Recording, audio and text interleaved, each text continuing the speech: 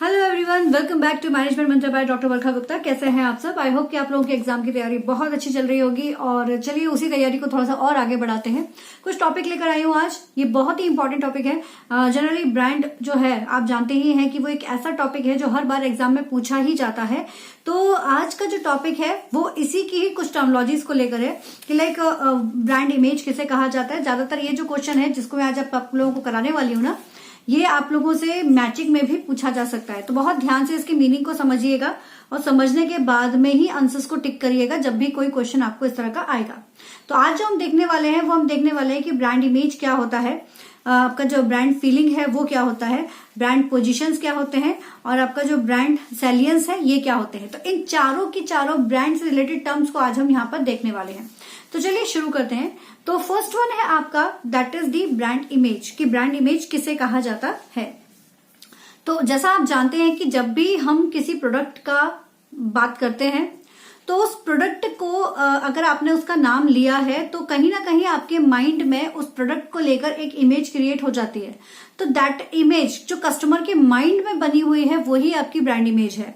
आप ये भी कह सकते हो कि कस्टमर्स के माइंड में या कस्टमर्स की नीड को, उसकी सोशल एज वेल एज और उसकी जो साइकोलॉजिकल नीड है उसको फुलफिल करने की जो क्षमता रखता है वो होता है आपका ब्रांड इमेज। ठीक है, क्या होता है ब्रांड इमेज? कस्टमर के माइंड में उस प्रोडक्ट को लेकर क्या इमेज बनी हुई है, क्या उसको लेकर उसकी एक तरह से लाइक साइकोलॉजिकल नीड पूरी हो रही है, उसे कहा जाता है ब्रांड इमेज।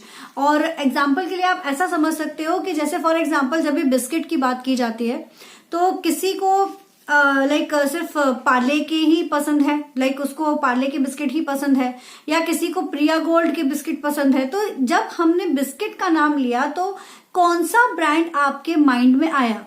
आपको नेस्ले का प्रोडक्ट्स पसंद आए या फिर आपको आईटीसी के प्रोडक्ट पसंद आए हैं? किस कंपनी के प्रोडक्ट आपको पसंद आए? तो वही चीज क्रिएट करती है ब्रांड इमेज। ठीक है, सेकेंड जो टर्म है that is the brand feeling. Brand feeling, अब फीलिंग जो है उसको लेकर अगर हम बात करें तो वो क्या होगा? तो अगर मैं बात करूं फीलिंग की, तो फीलिंग कहीं ना कहीं जुड़ा हुआ है आपके, आप ऐसा समझ सकते हो कि अगर मैं फीलिंग की बात कर रही हूं तो कहीं ना कहीं इमोशंस उसमें जुड़े हुए हैं। तो फीलिंग अगर आया है तो कहीं ना कहीं इमोशंस उससे जुड़े हुए हैं। आप इस तरह से इसको समझ सकते हैं। तो अब अगर इमोशंस जुड़े हुए हैं, अगर हम ये कह रहे हैं तो हम क्या कहना चाह रहे हैं? हम ये बताना चाह रहे हैं कि कस्टमर्स जब भी किसी प्रोडक्ट के लिए इमोशनली रिस्पॉन्स करता है, जब भी वो किसी प्रोडक्ट के लिए इमोशनली रिस्पॉन्स करता है, वो मतलब एक तरह से इमोशनली अगर जुड़ा हुआ है किसी चीज के साथ में, तो वो चीज आपकी कहलाती है ब्रांड फीलिंग। एग्जाम्पल के लिए जब भी कोई अच्छा काम होता है तो उस कस्टमर को कुछ मीठा हो जाए वाली फीलिंग पसंद है, तो वो हमेशा कैडबरी लेकर आता है और मुंह मीठा कराता है। तो वो कैडबरी लेकर आता है, मुंह मीठा कराता है। क्यों? क्योंकि कैडबरी के साथ में उसकी फीलिंग जुड़ी हुई है कि नहीं, मुझे यही चॉकलेट है। चॉकलेट तो और भी होते हैं, वो कुछ भी ले सकता है, बट नहीं, वो हमेशा वही लेगा। ठीक है, तो दैट इज द कि भाई उसके साथ उसकी फीलिंग जुड़ी हुई है कि नहीं, कुछ मीठा खाने का अगर मन है तो भाई यही होना चाहिए। अब नेक्स्ट आपका आता है जैसे कि ब्रांड पोजीशन, कि ब्रांड की पोजीशन क्या है। तो पोजीशन को समझने के लिए आप समझ सकते हो यूनिक वैल्यू। ठीक है, ये टर्म्स साथ में करते जाइएगा। जैसे मैंने कहा ब्रांड इमेज, पहला जो हमने पढ़ा, तो ब्रांड इमेज के साथ में क्या आ गया कि कस्टमर के माइंड में एक इमेज क्रिएट हो चुकी है उस प्रोडक्ट को लेकर। सेकंड हमने कहा ब्रांड फीलिंग, तो वहां पर इमोशनली वो अटैच हो चुका है, किसी भी वजह से वो इमोशनली अटैच हो चुका है उस पर्टिकुलर प्रोडक्ट को लेकर। अब बात करते हैं पोजीशन की। तो पोजीशन जहां पर बात आ गई तो वहां पर आप यूनिक वैल्यू क्रिएट हो चुकी है उस पर्टिकुलर प्रोडक्ट की, उसको लेकर यहां पर बात की जा रही है।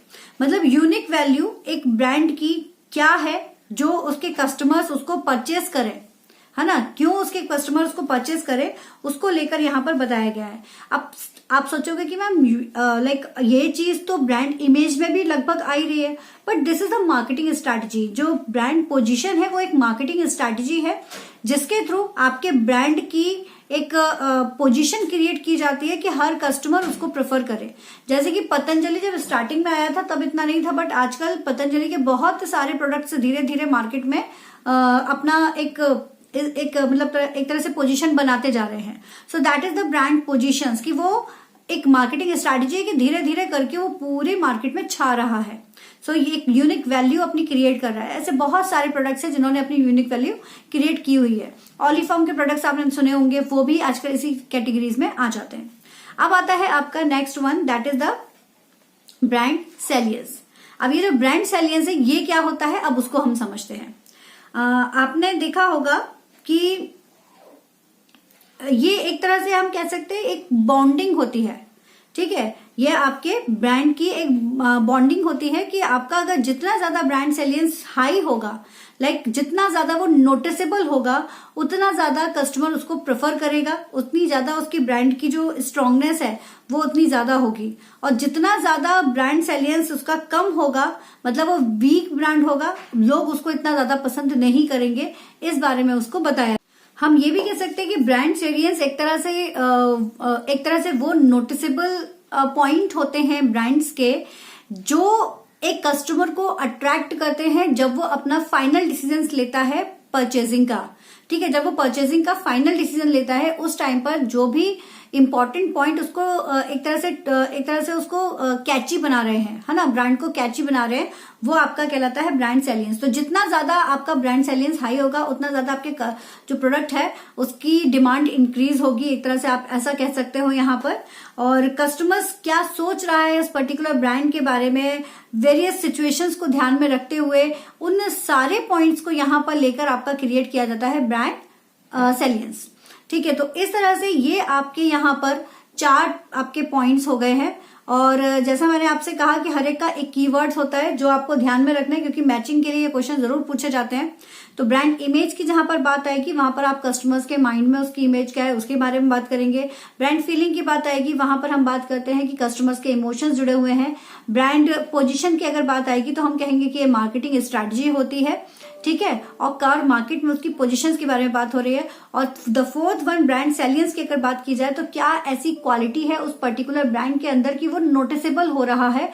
लोग लास्ट में, जब हमें पता है अगर रेफ्रिजरेटर लेने जा रहे हो तो रेफ्रिजरेटर आप लेते टाइम पर मल्टीपल कंपनीज को आप सर्च कर रहे हो, उसके मल्टीपल जितने भी पॉइंट्स है आप सारी चीजों को देख रहे हो, बट लास्ट में कौन सा ऐसा ब्रांड है जिसके साथ आप जुड़ के आपको एक कंफर्टेबल फील आएगा, वो आप यहां पर देखोगे। That is called as a brand salience. तो इस तरह से आपके ये चारों के चारों पॉइंट्स आपके क्लियर होते हैं और चारों के चारों पॉइंट बहुत ज्यादा इंपॉर्टेंट है, उनको ध्यान से पढ़िएगा।